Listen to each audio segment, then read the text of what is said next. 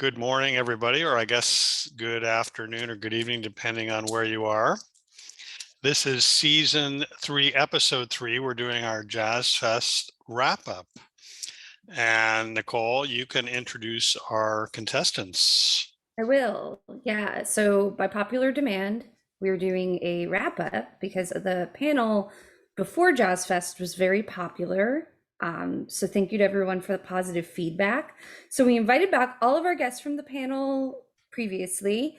Unfortunately, Russ Agdern is unable to join us today, but we might try to squeeze in like an extra special one for him to give us his post-fest update. But anyhow, we've got a new guest too. So here's who we've got today. We've got Chris Joseph, as usual. We've got myself, unfortunately, Nicole Snyder. Oh, and R just popped up on the Zoom, so I think Russ might be joining us after all. Yeah, so I'll this hold is off on that one. live Sorry. TV, man. This is what It happens. is live TV. I was hoping to be Bachelor #1, and now I'm not. This is already an epic episode because, first of all, we have a surprise. We thought that he wouldn't be joining us, but here he is. Anyhow, we are joined by Jordan Hamawi today, who is joining the panel this time. Welcome, Jordan. Hey. So excited to have you here. We've got our buddy Marc Engel over across the pond. What time is it where you're at? Just after 2. Oh, that must be nice. That's so Really civilized. early. Yeah, so civilized. We have the man himself, Mark Rosenzweig. What's up, Mark? Morning. Good morning. And we have Mr. Will he be here? Will he won't be? Will he won't be here? I need more coffee. Will he be here? Will he be in New York? Will he be anywhere? Russ Agdern, welcome.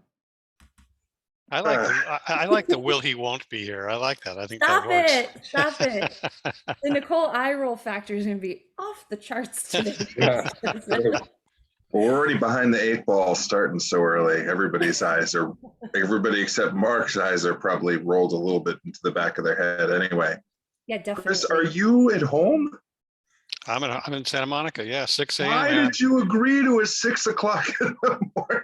It's because it's lunchtime for me. You know, I wake up early. Right. Okay. I feel like Swag's been up for a couple hours also. Yeah. On purpose. 4 a.m. the cat decided he wanted some scratches. Ugh. Yeah, there we go. So how do we get this party started? Well, I think what we do is we before we get into, so I think we're gonna go through we're just gonna go through Fest and talk about the highlights and share our thoughts. We can talk about, you can throw in your thoughts on night shows, days between, everything is on the table. But I think first, how was everyone's Fest? So if you want, I'll start just so we get moving. I expected this to be Katrina-like, like post-Katrina-like. Like the year after Katrina coming back, how special that was. And I was surprised it wasn't. It felt to me just kind of like a normal fest. It was great to see everybody again, and that was great. I'd seen some live music in New York already, so it wasn't like my first live music situation. It felt like a good, solid year, but not that different than another year, which surprised me. I guess, I don't know if other people had the same experience. Was that a good surprise? No, I think I expected it to be like, this is, you know, the post-Katrina one was so special because everywhere you walked, everybody thanked you for being there. You felt like it was important that you were there at every single place. And this one just felt like normal commercial jazz fest with, you know, night shows that were basically well attended, but, you know, not crazy. I mean, to me, it felt just like regular jazz fest, which I guess is good, but I thought it would be in my list of jazz fests higher in the rankings if I really had rankings. How about others? Yeah, I don't disagree with you. I think it was so good to get back there because, you know, this was, you know, something that we had all missed. But yeah, once we were on the inside, and yeah, fell pretty quick back into, you know, the usual routines, and to some extent the fact that it felt so normal, you know, is a big plus, right? Yeah, you were able to forget often, Yeah. what we've gone through for the last few years. I have a question for you guys since I did not attend this year. What was it like seeing people you hadn't seen for 3 years? Interesting. Good question. Yeah. Unfortunately, catching up with a lot of folks, you had a lot of bad stuff as well as it was great to see a lot of people. But unfortunately, the last few years have been tough Mhm. for so many people in so many ways. And catching up on a lot of bad news wasn't great. But it was very good to see everybody again. Mhm. Been way too long. Yeah, I felt for me, and I'm sure other people felt this way. I'm a very different person than I was the last time I went to Jazz Fest. Like my life has changed a lot. So it was cool to go to Fest being the person I am today and for it still to be awesome. I was afraid like, oh, I'm going to go back to Jazz Fest and it's not going to like be as satisfying and deliver what it always delivered, but it did. Of course it did. So Yeah. in that regard, I was very relieved. So I Russ, wanna- oh, yeah, go ahead, Russ, because you put your hand over your heart, but our listeners won't be able to know that. So yeah, sorry, tell us. everybody at home. A big heavy dude put his hand over his chest when Chris asked the question. So I feel like I'm going to answer I want to answer both questions. It was really good to see people.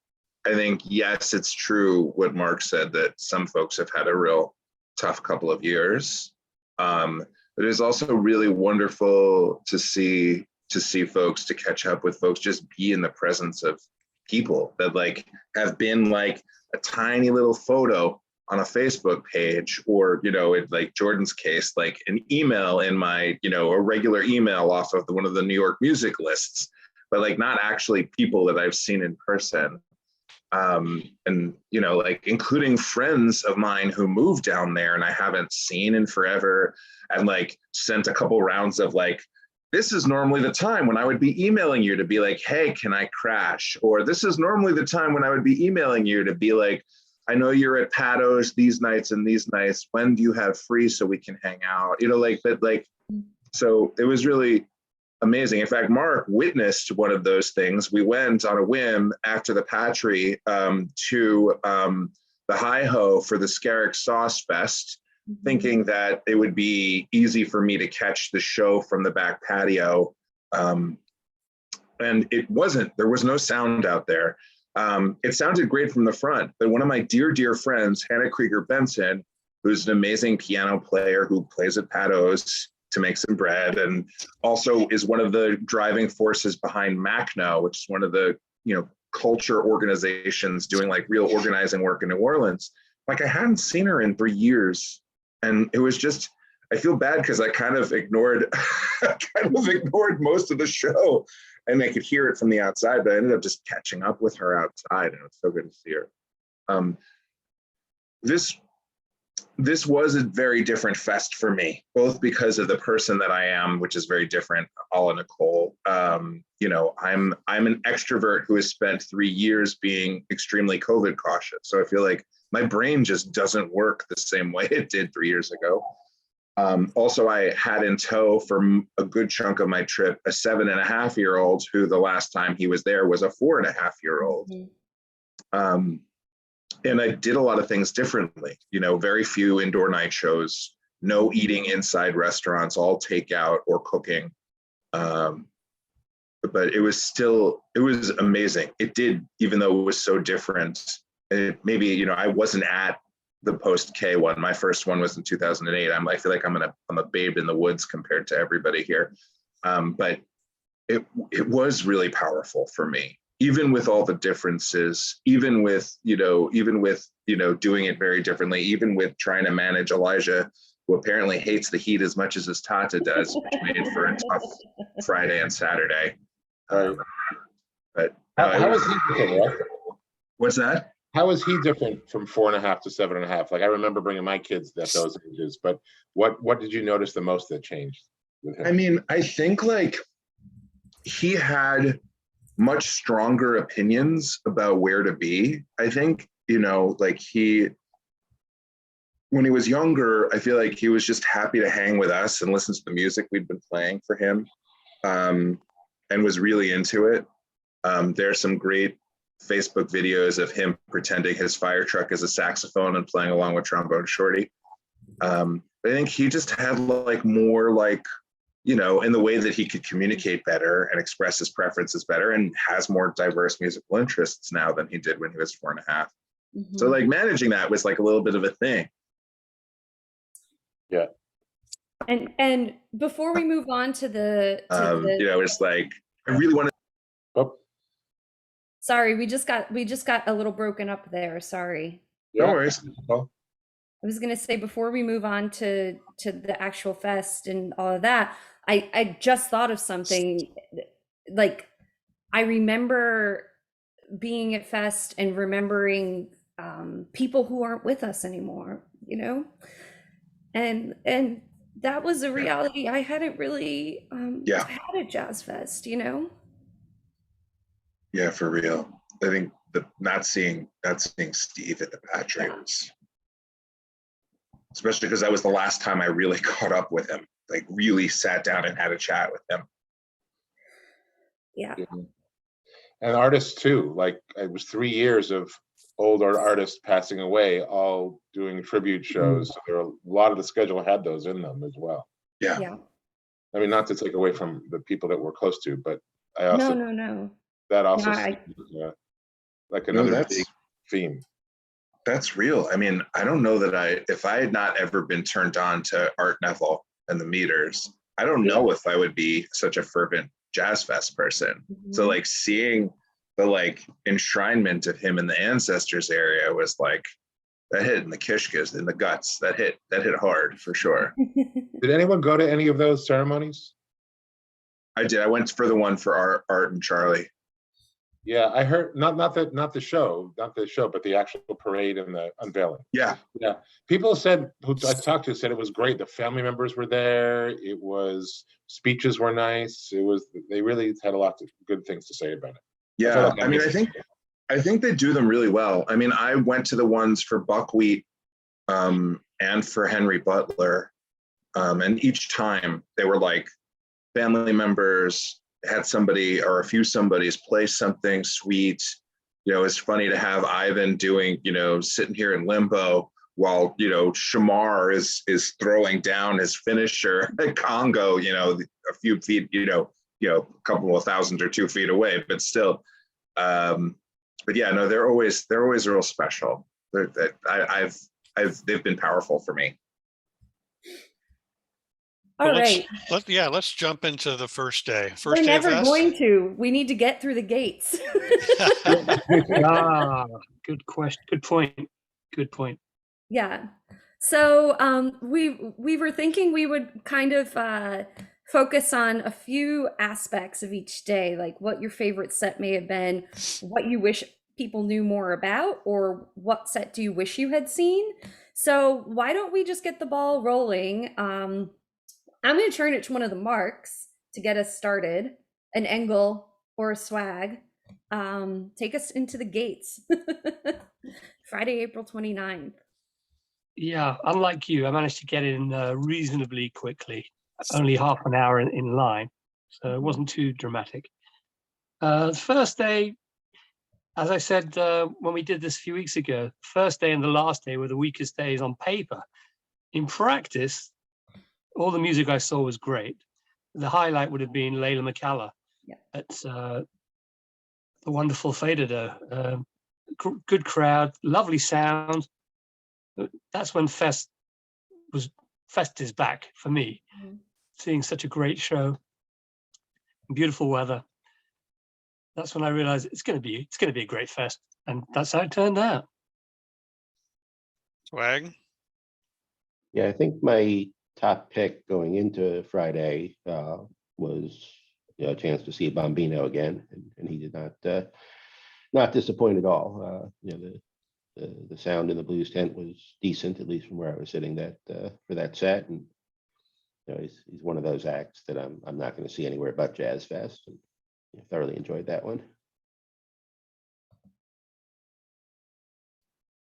Jordan, Russ, Nicole. Sure. I was shocked that I spent 0 time or maybe 5 minutes at Acura, Gentilly, Congo, or the Jazz Tent. Like those first 4 stages, which are the first 4 that they list on the thing, I stopped by the CeeLo Green for 10 seconds to see a coworker. But aside from that, I didn't touch those stages all day. And usually I hit every stage every day somehow. Same for me. I did not hit Festival Stage or Gentilly or Congo Square at all on Friday. And was Yeah. that intentional for both of you? No, Same it just here. happens. There wasn't anyone I had highlighted that was pulling me there, and I was. I mean, having I'd a see good time Boyfriend a on the couple interior. times. Yeah. So I didn't need to do that. Big Sam is good, but he was against Bombino and other folks like that. It was really nice to walk in. I walked in because as Mark alluded to, was a little delayed getting in. So I went straight to Shake 'Em Up Jazz Band. And that is an all-female, New Orleans style jazz band. That is fantastic. It's like it's like Midnight Disturbers for women. Right. It's an all-star band. They're phenomenal. I was so bummed they were first weekend. Right. And I saw them out once also. And so that's the one that I think people probably don't know as much about that we're going to see. Rosie Leday for me was like seeing family. Like I've seen her every year, like grow up on stage, just like Fofele, I feel the same way about. So it was just like, it felt like family to see her. And then for me, Warren Treaty might have been one of the top 3 sets of the entire 2 weekends. So that was my experience. And then the other one was 79ers gang music, like that was Mardi Gras Indians, but different. It was more musical to me and less just straight chanting and costumes. I really enjoyed that set as well. I'm a big fan of the 79ers gang, and I thought they delivered. They did not disappoint. I would say my favorite set of the day was also Layla Michaela. For all the reasons Mark mentioned, I thought it was just the perfect sort of slice of fest moment. What I love about it, she's so interesting. She opened her set with direct seriousness, right? But didn't leave out the joy and the dance and the fun. It was a good festival set. And then I kind of had 2. So I had 2 weekends of Jazz Fest, like many people here did, and I had 2 different types of Jazz Fest. My first weekend, my crew from home was with me, so I did more of the big stages than I normally do because we kind of just like camped out. And the second weekend, I didn't do as much as that. So I was actually at Festival Stage for a bit of first day for CeeLo Green, which was a riot and so much fun. Just like the return to dancing and silliness and big sweaty performers, like loved it. Would want to go to that show once a month just to have fun again. So first Friday was really beautiful and fun for me, except for the 1.5-hour wait to get in. So I have a question about that before we move to first Saturday. Why was it so hard to get in? It just was like, every year they have to figure it out all over again. I mean, even though they're the same people working the door, I just feel like they had to figure a lot of things out all over again. Yeah. I mean, were there any different security measures or anything like that? Or was No, but No. people forget, the crowd forgets that you have to take your chairs out of the bags. And then I think even before that, the gates didn't open as early as they normally do. Right. So I imagine there were people running around behind the scenes trying to figure out, demo, where's the cooler? Or where's the fucking cooler? Or how do these metal detectors work? Or the scanning application isn't up. I just felt like there was something like that must have happened. Yeah, it was a lot of that. Like you got through the security screening pretty quick, and then it was just like a log jam to get scanned in. And do you guys think it got better as the days went on? Yeah, It was fine. Yeah, totally. just fine. that first day was the only problem. I think first Friday, they security is most years a little bit more thorough. I think they figure if they can, find whatever you're trying to sneak in on the first day, then you're not even going to bother the rest of the time. Yeah. But Yeah. this is My also the second first weekend. time. I'm sorry. Go ahead, Spike. This is also the first time I've seen long lines for security before, but I don't ever remember getting through security and having a long line after that to get your ticket scanned. And I think they had some issues. That there might have been some technology problems, but just the system of having, you know, 3 different types of tickets, because you had the people with the wristbands, and you had the people with the electronic tickets on their phone, and then you had people with the paper tickets. And it seemed like they had to like do something on the scanner to switch back and forth for what they were going to do. So yeah, they had some problems with that they seemed to improve on as the fest went on. So how about Saturday? How about for Saturday? Who wants to jump in? Did anyone on Friday? Did anyone catch Doug Kershaw? I really had wanted to see that set too, just because, you know, how many more times do we get to see Doug Kershaw? But I didn't, and that was the set that I wanted to catch that I did not get it to. Yeah. yeah. Okay. Any other highlights from Friday before we go to Saturday? Well, let's do it. Yeah, I really enjoyed Eric Lindell, despite the fact it was in the blues tent. But he had a very big band, including pedal steel, and it was a lovely set. Probably the best thing I saw in the blues tent for the entire fest. So I enjoyed that. Well, that's good to know. I always love Eric Lindell, and I didn't have him on my schedule this year, and that is a regret. Indeed. All right, so Saturday, everyone. Well, this was a big day. Yeah, Yeah, so good day. like I said, I didn't hit the big stages at all on Friday, and I made up for that on Saturday. You know, I wanted to finish with the Who, so I basically camped out at the festival stage for most of the day. So you know, Sketch and Bonorama and Cyril and the Who. But I did pull away from there to catch Jermaine Basil in the Jazz Tent. That's an every year don't miss for me. It's remarkable. I think she's 90 now and, you know, still sounding so great. Swag, I have a question for you. Speaking of age 90, how was the Who? It was good. I don't think I enjoyed the set quite as much as I did the last time they played Jazz Fest, which was maybe 7 years ago, something like that. But it was still very entertaining. They had the orchestra with them that, you know, added some nice flourishes. You know, having the live violin on Bob O'Reilly was a real treat. So yeah, it was solid, enjoyable. Jordan? Nicole? Yeah, Russ? So that was the day I really started the way I normally start, which is in the gospel tent. And Otis Wimberly and Leo Jackson and Melody Clouds were 2 great sets to start the gospel tent off with. And I don't usually see an entire gospel show. I usually see 3/4 of one or half or even less than that. But I saw most of those. And then did a little Christian Diable in the Rhythm Emporium, I guess it was. And that was that stage frustrated me all weekend, in the sense that everyone would sit down in the front and then nobody could fit in the back. So I just wish they would not let people sit in the front, or because you take up so much more space sitting down than you don't. But anyway, to me, the one that was the most emotionally relevant to me was Daka Braka, which was the Ukrainian band. And they had some technical difficulties starting. But if you were up front for that show and you saw all the support for the Ukraine in that room, and them in their traditional costumes with the giant black hats, and making weird bird call and noises that don't feel quite human, was amazing. And the music at the beginning started a little off, but then got great. So I really like that set. I wish more people would go see Jimmy Robinson and the New Orleans Guitar Masters. That guy is the best guitarist I've ever seen live, for sure.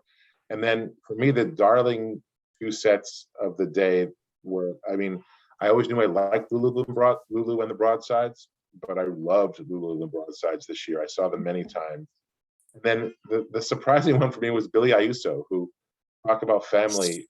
I've seen him in so many bands. There were so many jazz fests, and he, you know, he's just stuck it out as a guitar player in New Orleans for a long time. And he had, the thing that made me smile the most was, it was on Lagniappe stage. He had 2 backup singers with him, and both these women, you could tell it was their first time like on a festival stage, and they were so happy to be there.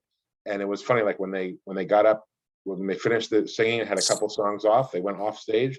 They both like brought their purses from the stage out back to them, as though like you can't leave it on the stage, or whatever reason like that. It's funny, see them bring their purses back and forth on the stage. It was great. So it was just, I was so happy to see Billy as well. And then I did catch the end of the Who, and I skipped Jason Isbell entirely, and David Shaw entirely, which I wish I had seen, because they're both.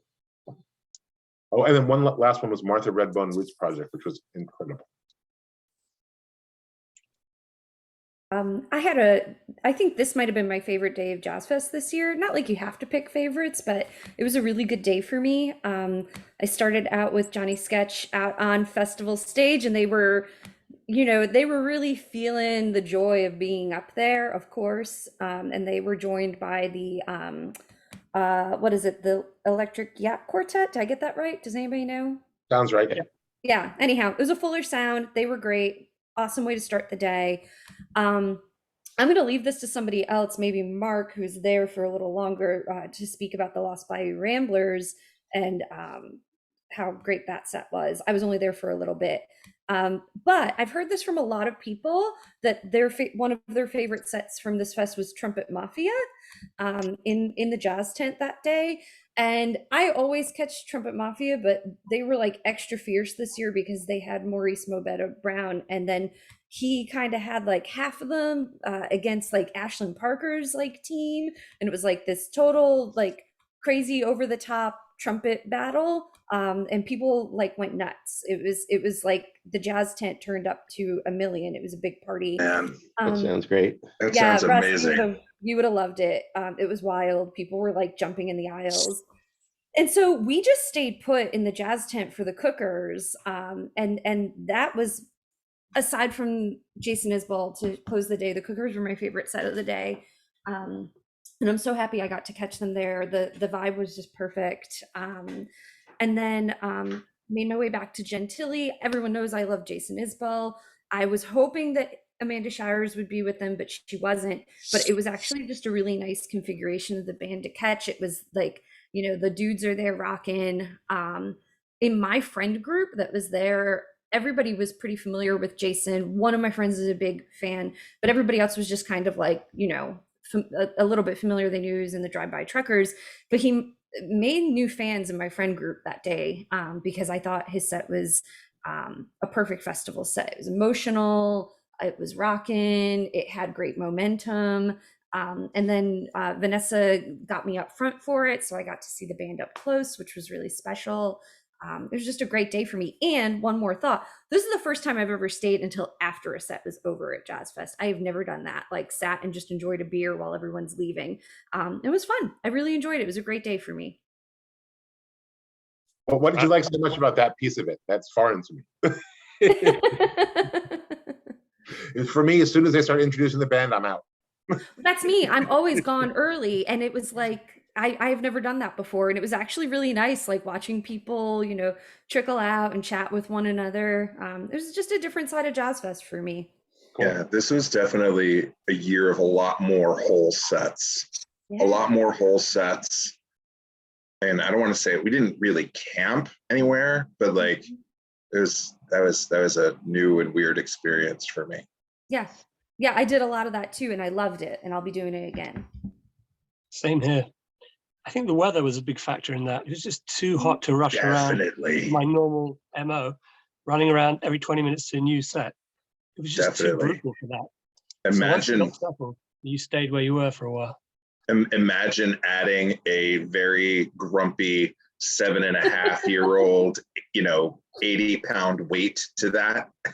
Yeah. Yeah. But I agree, it was a great day. It was a really good day. I was out the big stages much of the day for the first time. Johnny Sketch, as Nicole mentioned. Bonorama were really good after that as well. Yeah, they were. And I was there for Galactic as well. And they were a typical solid Galactic set. I was most surprised by the fact that you could get in and out really easily, even though they were just before the Who. no problem getting in and out there quickly. The crowd was perfectly doable, which was the theme for most of the festival, really. Crowds were quite manageable. But as Nicole also mentioned, I think my highlight of the day would have been Lost Bayou Ramblers at the Fader Doe, who just absolutely killed it. Very, very high energy, some really weird experimental stuff as they do, which the purists might not have enjoyed at that stage. I'm looking at you, Rev. But it was a wonderful set. I had friends over from England who never, I think that was their first day or second day at Fest.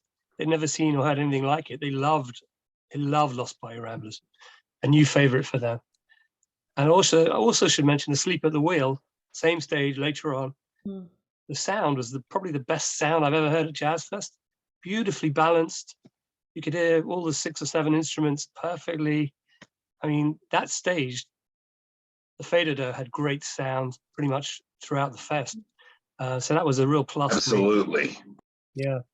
I It want to also throw. did the worst traffic, I thought. Like people set up chairs in weird places that True. made it very hard to come in and out. You had to kind of come through the side to get access. Because there's always room up front, but did other people find that as well? Yeah. Once you get through the bottleneck, I mean, and it was great. It wasn't too crowded, but you had to get through Yeah. the chairs, camped alongside the sound desk and in other inconvenient places. But overall, I really enjoyed that stage. Yeah, me Really, too. really had a good time there. Yeah. I have a quick lightning round question before we jump to first Sunday. So you're there for Jazz Fest 2 days already. What one comfort food you got at Jazz Fest you were like, yeah, I'm back. I'm back. Crawford strudel. Fair enough. I'll stay out of this one. We'll leave it to the experts. I'm looking at swag. I did take notes on what foods I ate on which days, but Of course you some did. of Yeah, it you said- did. But I don't have them in front of me, and so that's a bit of a blur. I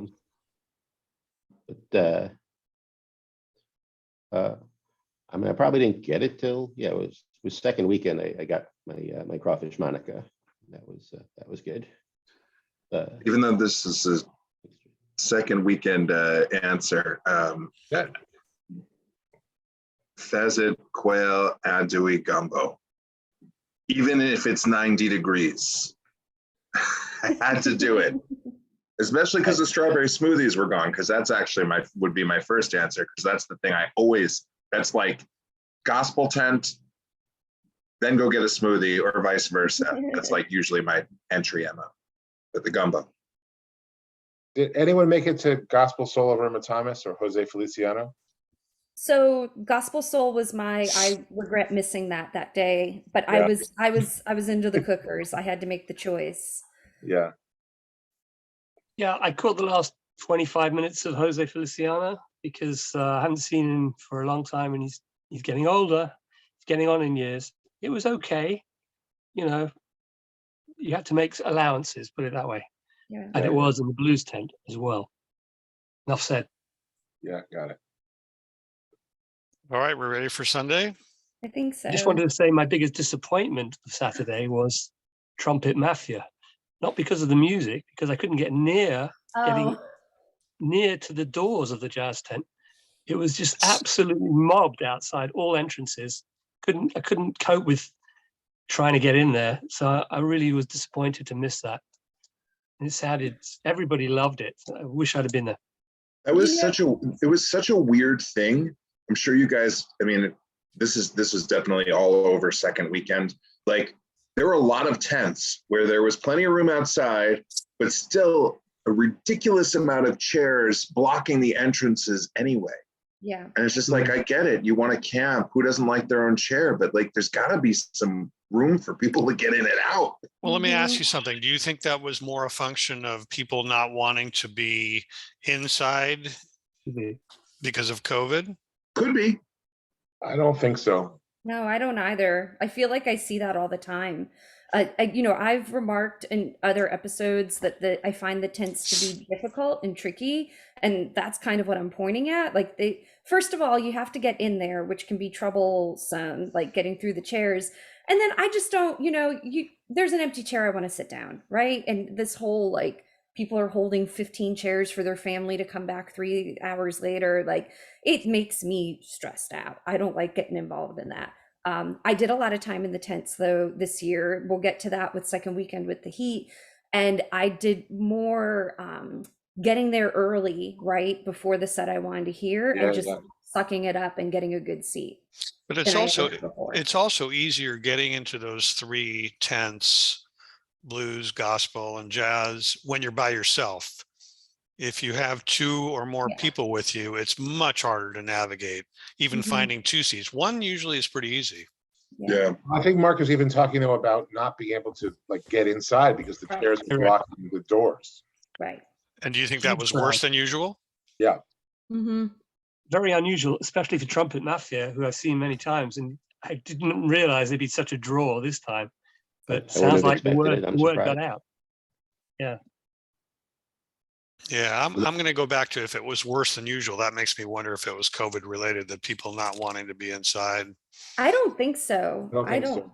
I don't think so at all. I didn't see anyone, no one was wearing masks. I didn't see any Yeah. COVID precautions. Yeah, I gotta say, as the resident like Uber masker of the group, it was rare that Right. I didn't see a ton of other folks masking, and I didn't see, like, if you're sitting outside the tent, but you're 2 feet away from somebody in a different group, and you're sitting there for the same hour, eventually, right? Like then like the COVID mitigation of being outside starts to wane, right? Like if you're that serious about it, I would mask up. But but also maybe you got a point, Chris. I would say it was worse. I experienced it as worse.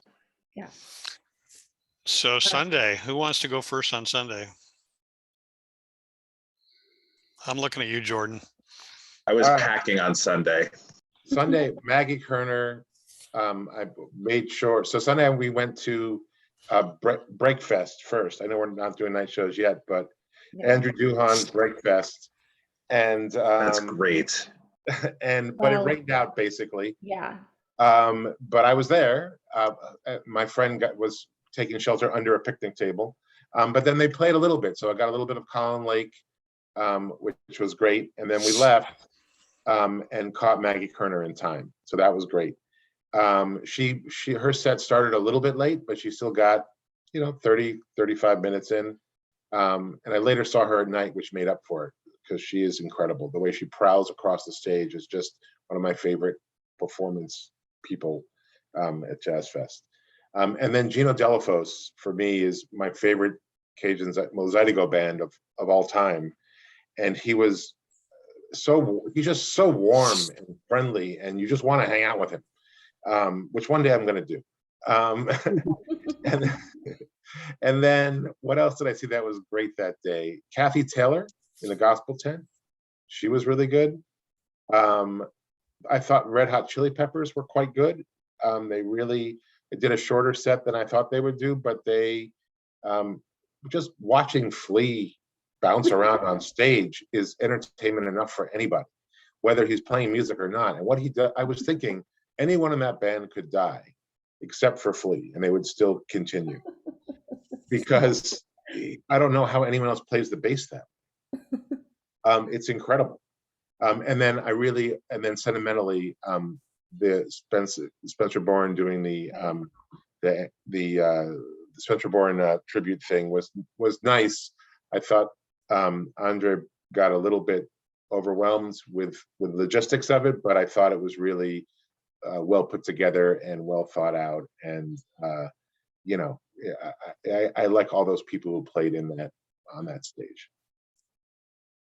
Also, John Cleary was solid, and I wish I had seen more of Dumpster Funk, or any of Dumpster Funk.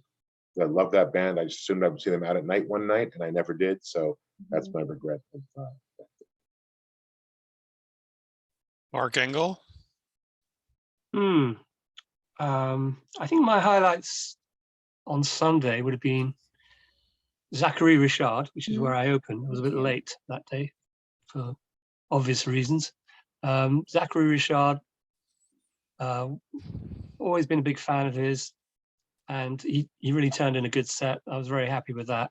Anders turned in a solid and rocking set. You can be a bit laid back sometimes at Jazz Fest, but this wasn't one of those. It was quite fiery and noisy and loud.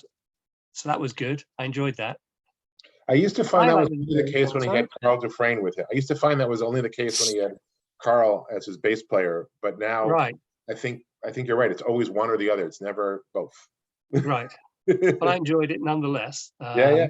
We'll talk about Quiet Anders later on in another context. But Yeah. my highlight of the day probably was Daniel Lanois at the Lanyap, which started a little slowly for me, but I really got into it. People were listening. It was very quiet. Eventually, they had like a gospel trio singing beautifully, and it was just a lovely, lovely set. I really didn't know quite what to expect. I was really happy with that. And the funniest moment was when in between songs, he said to the sound guys, "I'm getting a bit of feedback here. I think it's 300 hertz." Really? He actually told them the frequency, which was for all the nerds in the house quite amusing. So my highlights are very similar to Mark's for that day, although we had different. I wasn't there for Enders, but Zachary Richard was I always enjoy early in the day at Fest, starting with him and his band. My friends and I stuck around for Paul Sanchez and the Rolling Roadshow, and they were wonderful. Paul has got his voice and his confidence back, and I thought they sounded wonderful. We really enjoyed that. We stayed for the whole set, and it was just hitting really well. I actually So don't know great what to I did. hear. What's that? That's so great to hear. I know, right? I was bummed he was first weekend, but it's really. Yeah, and it felt really good to be there supporting Paul too, because he's had a journey recently. I have no idea what we did for like an hour there, but then I ended up in Lagniappe for the rest of the day. I too really loved the Daniel Lanois set. I think Mark's observation that people were listening is a really useful one to make, because thank God they were, because it was a really nice set, and I didn't want to have to navigate all the talking and whatnot. At least where we were sitting, it was a good audience. And then, of course, I thought beginning to end of Andre's lovingly constructed tribute to his father, I thought it went really well. I thought there were some really special and tender moments. I thought it was really cool that he brought his brother, who's an attorney, out to do what the family does. I was really happy for Andre and proud of him for, playing his dad's songs and putting it together the way he did. I had a miss out moment though, and it has to do with the way I am as a person. So I really wanted to join my friends for Red Hot Chili Peppers because I knew it was going to be fun. My boyfriend Chris totally really wanted to see them. I had a first-rate panic attack in that crowd, and I had to leave immediately. I mean, like one of those things where you're just like, it is so crowded, and I have not been here yet. Like I went from Lagniappe, the Spencer tribute, to that. No. And so I knew better, and I messed up. So I missed out on everything. It was the most crowded set of Jazz Fest that I saw. Yeah, I mean, when we had people who had established a spot and we found them, and usually that's like, cool, I'm safe and I feel good. I was like, heck no, I can't do this. So we had to leave. So now I have to take Chris to see the Red Hot Chili Peppers in New Jersey in September, unfortunately. Swag. I had a bit of a surprise set on Sunday. It wasn't a set I had highlighted. It wasn't even a set that I was, let me go see these guys. But I was just walking past the blues tent when the classic R&B tribute was going on, and Frogman Henry was up there, and kind of caught my ear, and I hadn't seen him probably in a few years, and just really enjoyed his set. And then they rolled right into the Dixie Cups afterwards, and I really enjoyed that one too. So it was one of those moments that I used to be a lot more common before I was so familiar with New Orleans music of just, you're kind of walking through the fairgrounds and something catches your ear. That was one of those for me. Like, hey, these guys are good. I don't know where I was going to, but let's stay right here. Those are great moments. And Russ, you were second weekend, right? Yeah, while all this was happening, I was finally fully embracing that we were coming and was gleefully packing my bag. And yeah, I mean, one thing to the point, first of all, Nicole, I'm sorry you had that experience with the Chili Peppers. It's interesting to me that the numbers, the gate numbers were the same as 2019 with one fewer day, because there were one or two moments where it felt pretty crowded, but for the most part, lines for the bathrooms weren't bad. One or two exceptions, the food lines weren't bad. I don't know. It was interesting to, I would have thought that the numbers were slightly smaller. I don't know if maybe it was just like late in the day headliner crush, or like crush specifically for the Chili Peppers day, not obviously not like a Dave Matthews sized crush, but like, I don't know. It's an interesting thing. I've been sort of puzzling over. So Well, go ahead, Swag. it was steady, right? So Mhm. yeah, there were no uber crowded days, although Stevie Nicks, that day at the fest stage was. Oh, right. Yeah, I heard about that was stage. pretty huge. Yeah. I was there. I went by there, I think around 2:00 on that day, and I was by myself with my roller chair, and I couldn't even find a spot to set up that little chair anywhere. But like in a typical year, there are light days that then get mixed in. Maybe Thursday that there's only 30 or 40,000 people there, or you have a rain day that keeps the crowds down, and we never had that this year. Like the least crowded day, was still very solid crowd. Jumping, yeah, for sure. Thursday was yeah. Like, do they count ticket sales or people who walk through the gates? They announce attendance. So No, but which do they use to calculate it? Do you know? It's people walking through the gates. It is. Because I didn't believe that number. I agree with all of you or many of you, that there's no way what I experienced was as big as a normal jazz fest. And maybe I wasn't on the big, Red Hot Chili Peppers was as crowded as any set, even the Dave Matthews stuff. It was like up front. Like, I never go in the chair area, so I don't know what that's like. But in the walking area, I was pinned right back to the chair line. That's as far as I could get, and usually I can get all the way in. But I don't think there's no way that it was like other jazz fests, especially with one fewer day than the last couple. It's so interesting to hear you guys say that, because I actually felt overwhelmed by the crowds a number of times. And I don't know if that's just me, though, not having been in big crowded situations like that. I am claustrophobic, so Nicole Snyder's perception of crowds does not necessarily echo the truth. But like, for instance, one day I tried to find Mark at Boss Skaggs, and I was like, oh no. And honestly, it was probably a normal crowd. But it felt a lot bigger to me a couple times. Much of it too is just where are you on the fairgrounds on that particular day? I did not get over to the fest stage for Red Hot Chili Peppers, and so that day didn't seem especially crowded to me. But then I started hearing how it was, this is a Sunday, how wow, there are more people there for that than the Who the day before. But I would have had no idea. That was definitely true. Yeah. That second Saturday when Stevie Nicks played, I think was the only time that the crowd seemed to spill away from the stage. That's where I saw long food lines, long porta-john lines, and that stuff. But, and when I walked to the Chili Peppers set, I did see people pouring through the gates, like coming in just for that show. So maybe it was just late arriving crowd that used my perception of it. For maybe people did come in just for the headliners. So I'm going to jump in here. So thank you guys for talking about first weekend. We're going to do this in two parts, sort of a decision on the fly. So stay tuned for part 2.